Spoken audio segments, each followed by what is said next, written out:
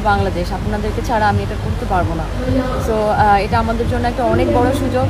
So এই সুযোগটা আমাদের সবার মিলে যদি আমরা এখন কাজে না লাগাই তাহলে কবে কাজে লাগাবো? So please please vote for Bangladesh. And বিশ্ব মঞ্চে বাংলার জয়ধ্বনি, মিস ইউনিভার্স পিপলস চয়েসের শীর্ষে তানজিয়া জামান মিথিলা।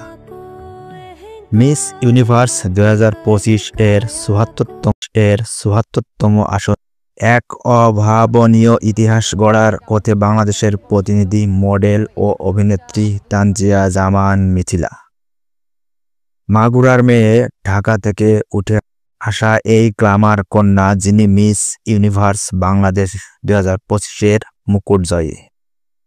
তিনি মডেলিং, অভিনয় এবং টেলিভিশন উপস্থাপনায় পরিচিত মুখ। থাইল্যান্ডের ফুকেটে চলছে বিশ্বসেরা সুন্দরীদের এই প্রতিযোগিতা, যেখানে 121টি দেশের প্রতিযোগীদের মধ্যে তিনি বাংলাদেশের প্রতিনিধিত্ব করছেন। সবচেয়ে বড় খবর হলো জনগণের ভোটে বা পিপল চয়েস ক্যাটাগরিতে তিনি বর্তমানে শীর্ষস্থান টপ 1 অবস্থান করছেন। এই অর্জন বাংলাদেশের মিস ইউনিভার্স ইতিহাসে প্রথম। বিপুল সংখ্যক ভোটের মাধ্যমে এই অবস্থান ধরে রেখে তিনি সরাসরি মিস ইউনিভার্স মুকুট জয়ের এক ধাপ কাছাকাছি।